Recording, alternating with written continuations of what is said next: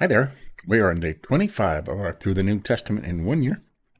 Today we're doing Matthew 16, the entire chapter. It's not very long. Good stuff in here, so let's go. The Pharisees and Sadducees demand signs. Okay, now the Sadducees did not believe in the resurrection of any kind, so they were sad, right?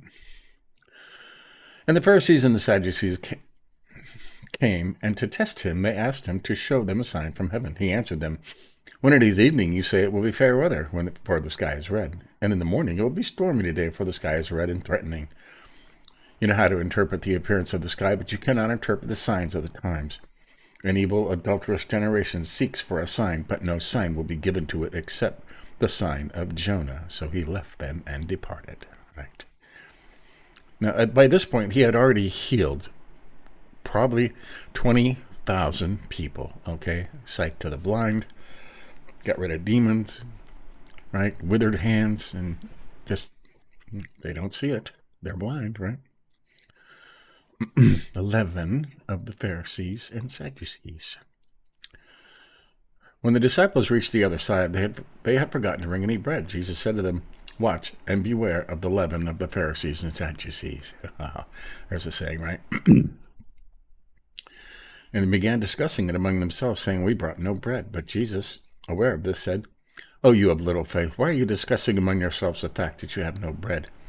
Do you not yet perceive? Do you not remember the 5 loaves for the 5,000 and how many baskets you gathered? Or the 7 loaves for the 4,000 and how many baskets you gathered? How is it that you fail to understand that I did not speak about bread? Beware of the leaven of the Pharisees and Sadducees." Ooh. Then they understood that he did not tell them to beware of the leaven of the bread, but the teaching of the Pharisees and Sadducees. That goes on today, big time. A lot of false doctrines out there, spreading like the leaven of the Pharisees and Sadducees. Okay, that's huge. Hey, Peter confesses Jesus as the Christ. Now, when Jesus came into the district of Caesarea and Philippi, he asked his disciples, "Who do people say the Son of Man is?" And they said, "Some say John the Baptist, others say Elijah, and others Jeremiah or one of the prophets." He said to them, "But who do you say I am?" Simon Peter replied, "You are the Christ, the Son of the living God." And Jesus answered him, "Blessed are you, Simon Bar-Jonah, for flesh and blood has not revealed this to you, but my Father who is in heaven. And I tell you, you Peter,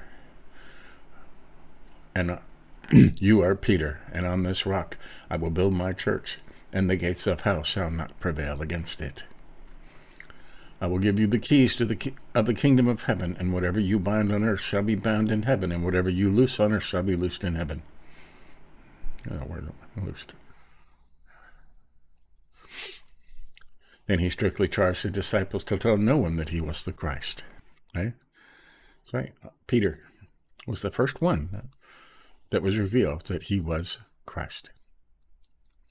Right? And it's kind of interesting here. I tell you, you are Peter. Right? And on this rock, right? The Greek words for Peter and rock sound similar. Right? I will build my church, and the gates of hell, there's another note, Hades, shall not prevail against it. I will give you the keys of the kingdom of heaven, and whatever you bind on earth shall be bound in heaven, whatever you loose on earth shall be loosed in heaven. Then he told them not to tell anybody. Right? Peter. Right? Now, the Gospel of Mark, which we will read next, was actually orated by Peter. So, for that time, Jesus foretells his death. Okay. From that time, Jesus began to show his disciples that he must go to Jerusalem and suffer many things from the elders and the chief priests and scribes, and be killed, and on the 3rd day be raised. Sign of Jonah, right? And Peter took him aside and began to rebuke him, saying, "Far be it from you, Lord, this shall never happen to you." But he turned and said to Peter, "Get behind me, Satan. You are a hindrance to me." All right. Stumbling block, see? For you are not setting your mind on the things of God, but on the things of man. All right? Got that? And Jesus told his disciples, if anyone would come after me, let him deny himself and take up his cross and follow me.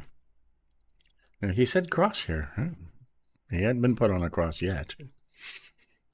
For whoever would save his life will lose it, but whoever loses his life for my sake will find it.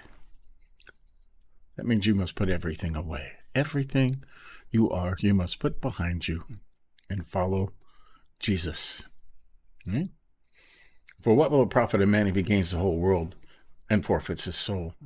Many people have. What shall a man give in return for his soul? For the Son of Man is going to come with his angels in the glory of his Father, and then he will pay each person according to what he has done. Truly I say to you, there are some standing here who will not taste death until they see the Son of Man coming in his kingdom.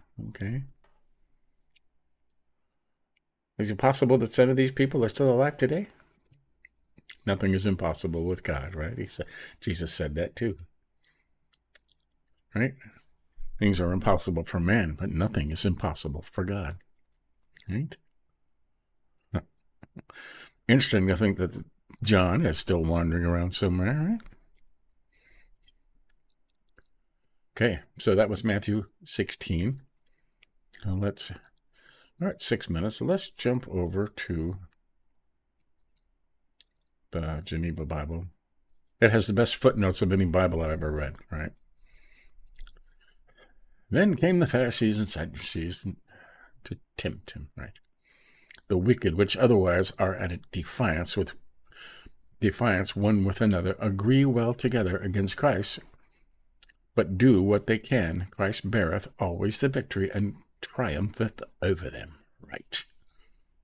Christ always wins, right? Tempt him to try whether he could do that which they desired, but their purpose was not, for they thought to find something in him by that means, whereupon they might have just occasion to reprehend him, or else distrust and curiosity moved them so to do so, for by such means also is God said to be tempted, that is to say, provoked to anger, as though men would strive with him. Interesting, huh? You can tell the weather by looking at the sky, okay? The outward show and countenance, as it were all things, is called the Hebrew's tongue, a face. Right. Sign of the prophet Jonah. Right? The article showeth the notables of the deed. When his disciples came to the other side, they had forgotten to take bread with them. False teachers must be taken heed of. What?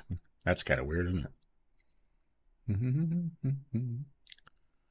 But Jesus, knowing it, right, not by others, but by the virtue of his divinity, knew what they were talking about. Right? You got it.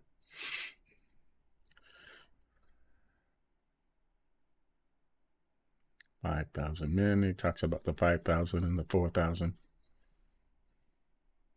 Right? Why perceive ye not that I said? A demand or question joined with admiration. Right? Commanded. Concerning the bread of the leaven of the Pharisees and Sadducees. Then they understood, right? The leaven of the Pharisees and Sadducees. That saying needs to be brought back, right? That's just all these people with their prosperity gospels and, right, stuff about we should not be concerned about what's happening right now, okay? Only about Jesus coming back. And he said that over and over again. Do not worry about the day or what tomorrow will bring or what clothes you will wear. Right? And all these prosperity, the leaven of the Pharisees and Sadducees is still alive today. Right? You want to be happy. You want to have a big house and big cars. And God wants you to be rich. He never said that anywhere, okay? But they said, it goes on. Right? Be happy more now, more now. That's not what Christianity is about, okay? Important. Well, for other notes in here, let me see. Some say John the Baptist, Elijah. Who am I, right? Thou art the Christ, the Son of the living God. What's it out there, Simon? The son of Jonah. That's what Bar Jonah means. Son of Jonah. well, flesh and blood. By this kind of speech is meant man's natural procreation upon the earth, that creature, the creature not being destroyed, which was made but deformed through sin. So then this is the meaning. This was not revealed by any understanding of man, but God showed it thee from heaven. Right? Right. And I say to thee, thou art Peter. That is true faith which confesseth Christ, and the virtue whereof is invisible.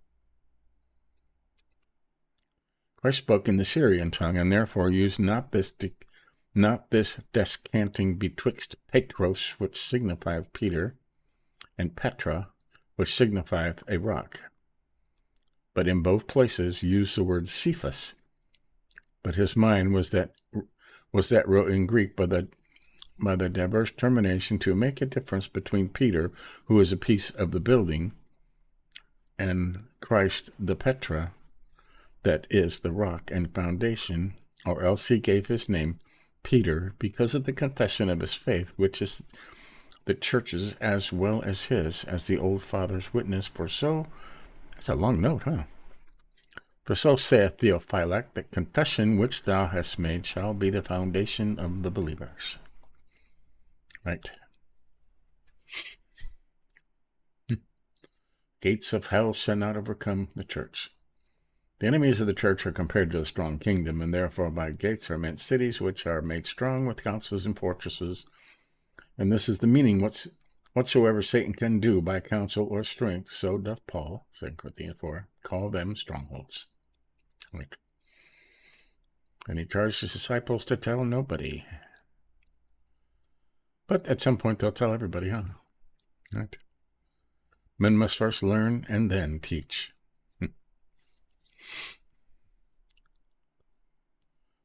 Okay. New paragraph, all right. The minds of men are in time to be prepared and made ready against the stumbling block of persecution. Peter took him aside, right? Took him by the hand and led him aside, and they used to do, which meant to talk familiarly with him. Okay. Get behind me, Satan.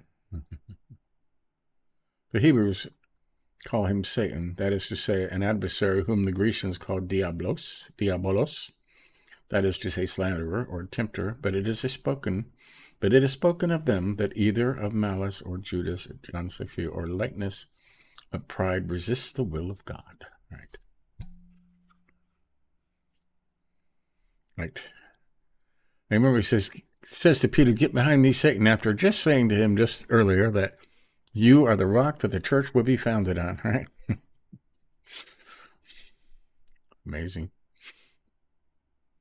Jesus said to me, if many follow, no men provide worse for themselves than they that love themselves more than God. True. God comes first, right? In all things. Wow. Cool. So, there you go. That's Matthew 16. And tomorrow, of course, we'll do Matthew 17. The whole chapter. I don't know. Let's mark that as complete. And let's have a look. Look ahead, right? Yep, Matthew 17 by itself. Okay. Right. The Transfiguration. That's a good one. Heals a boy with a demon. Again, foretells us that. The temple tax. So, good stuff. There you go. That's Matthew 16. Pretty cool, huh? So tomorrow we'll do 17. Catch up. If you want to read along with this, you could read the first 15 chapters, or you could watch the videos. They're all down there. But keep up with us. Give us a like if you think about it. And tomorrow we'll continue. See you then.